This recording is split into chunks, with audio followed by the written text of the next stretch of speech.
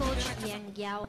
Coach Yang, itong panalo nyo today is sort of like a deja vu nung panalo nyo sa NLEX where you were down nung first quarter and then nung second, nakahabol kayo and eventually gaining the win of that game. Anong masasabi mo or assessment mo sa team mo on starting slow and then eventually finding the rhythm?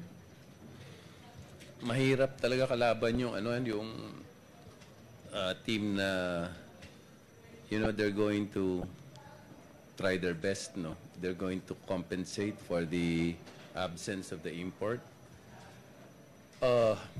Phoenix is a good team. They have materials. They're well coached. So nag-worry na ako nung una kasi if you give them the feeling that they can stay with you even without an import, delikadong kalaban yun eh. At a certain point, you have to put some distance, no, between you and them.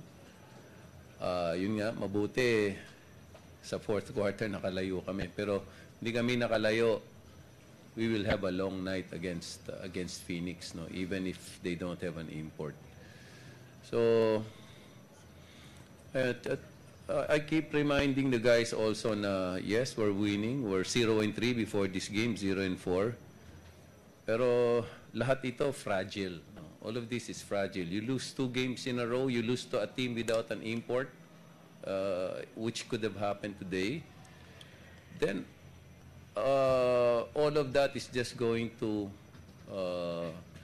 dissolve, no, and you'll just be another regular team again.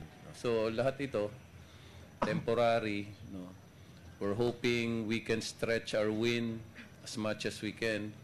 Ang hinahabol talaga namin 6 na panalo eh. Kasi tingin namin 6 na panalo, safe ka na.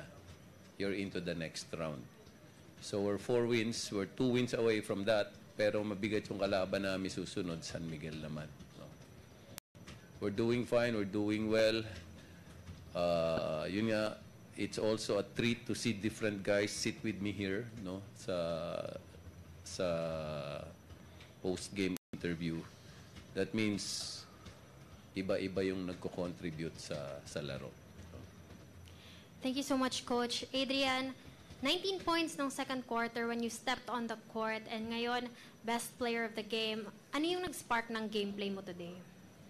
Ayun na, mindset ko lang kanina. Sabi ko, pagpasok ko, umpisahan ko sa depensa.